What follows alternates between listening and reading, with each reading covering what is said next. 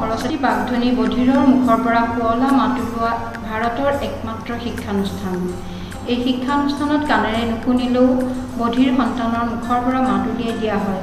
আহক সৰস্বতী বাগধনীলৈ আহি আপোনাৰ সন্তানটিৰ মুখৰ পৰা মাত উলিয়াই নিয়ক। আমাৰ শিক্ষা কেন্দ্ৰটোৰ বিজ্ঞানসন্মত শিক্ষা ব্যৱস্থা এবাৰ আহি চাই যাওকচোন।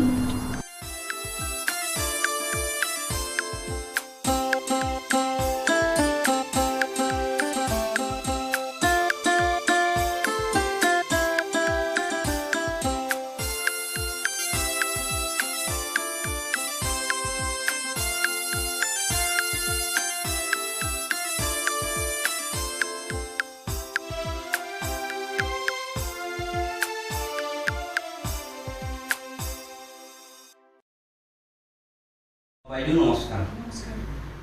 বাইদেউ আপুনি ক'ৰ পৰা আহিছে বাৰু? বাইহেটা চাৰিআলি, ডিষ্ট্ৰিক্ট কামৰূপ। আপোনাৰ প্ৰকৃত নামটো কি? নমনীতা কলিতা।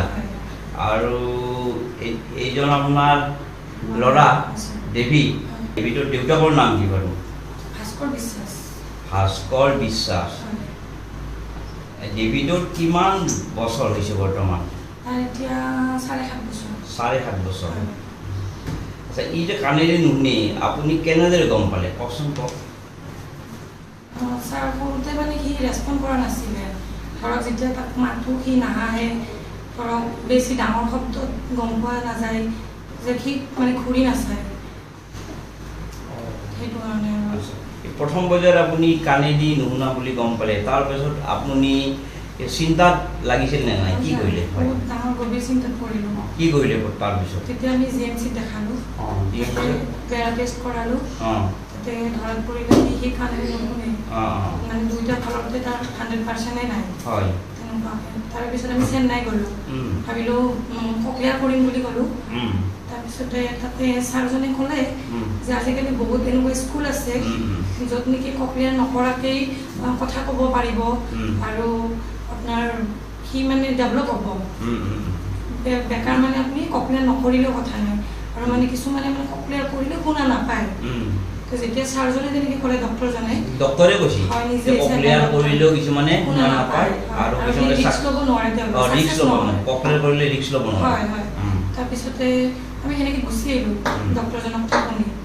তাৰপিছতে আহি এনেকৈ ইউটিউবত এনেকৈ চাই থাকোঁতে স্কুলৰ এড্ৰেছটো পালোঁ, সৰস্বতী বাগধনীৰ।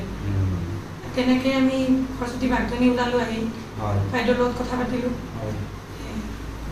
সৰস্বতী বাগধনীত আপুনি প্ৰথমতে শিক্ষা লোৱাতে যি সময়ত লৈছে, আপুনি বাইহাটা চাৰিআলিৰ পৰা অহা যোৱাৰ অসুবিধা নহৈছিল নে? কি কৰিলে? কেইদিনমানতো গাড়ীতে অহা যোৱা কৰিলোঁ, ভাড়া কৰি লৈ পেলাই।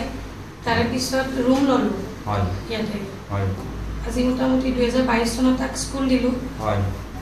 এতিয়া ৰুমতে থাকোঁ আমি, স্কুলৰ ওচৰতে ৰুম আছে আমাৰ। তাৰমানে আপুনি এইখন স্কুলত ভাড়াত থাকি অহা যোৱা কৰিছে? হয় ছাৰ। হয়। আচ্ছা, বৰ্তমান কোন শ্ৰেণীত পঢ়ি আছে সি? এতিয়া দ্বিতীয়। ভালদৰে সি কথা ক'ব পাৰে এতিয়া? ছাৰ যিমানখিনি দৰকাৰ হৈ আছে এতিয়া সিমানখিনি ধুনীয়াকৈ ক'ব পাৰে। আৰু এনে ঘৰত গ'লে ককা দেউতা মা আইতা চবেই জানে আৰু ক'ব পাৰে, ইয়াৰ অসুবিধা একো নাই আৰু? এতিয়া তেনেকুৱা ছাৰ অসুবিধা পোৱা নাই। হয়। আচ্ছা, আপুনি সৰস্বতী বাগধনী স্কুলৰ বিষয়ে আপুনি কি ক'ব কওকচোন। ছাৰ কি ক'ম, ক'বলৈ মানে একো ভাষাই নাই। ইমান বেছি ধুনীয়া এখন প্লেটফৰ্ম পালোঁ য'ত নেকি নিজৰ ল'ৰাটোৰ কাণেৰে নুশুনাকৈ মা পাপা আইতা ককা সেই সকলোবিলাক কথা মানে আমি শুনিবলৈ পালোঁ এতিয়া। সেয়াই আৰু এতিয়া সিটো দ্বিতীয় শ্ৰেণীয়ে পালে, আৰু লগতে ছাৰ বাইদেউ সকলোকো মানে অশেষ ধন্যবাদ। আপুনি এই কাণেদি নুশুনা ল'ৰা ছোৱালীৰ মাক দেউতাকক আপুনি কি বুলি ক'ব যে এই সৰস্বতী বাগধনীত মানে আনিব লাগে নালাগে, বা কি বুলি ভাবি আপুনি কি পৰামৰ্শ দিব? এইটো মই 1000 বাৰ ক'ম, কাৰণ কিয় সময় বৰবাদ কৰি বেলেগ থেৰাপি কিবা দি এইবিলাক একো লাভ নাই। সৰস্বতী বাগধনী জাতীয় বিদ্যালয়লৈ আপোনালোকৰ শিশুটিক লৈ আহক আৰু এডমিশ্যন দিয়ক, ছাৰ বাইদেউৰ লগত কথা পাতক। যদি কাণেৰে নুশুনে তেওঁ সুন্দৰভাৱে কথা ক'বলৈ পাৰিব ইয়াতে।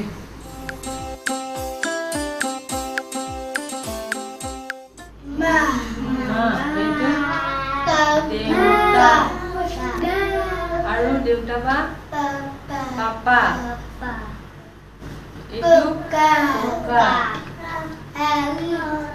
আইতা আৰু এইটো খুৰা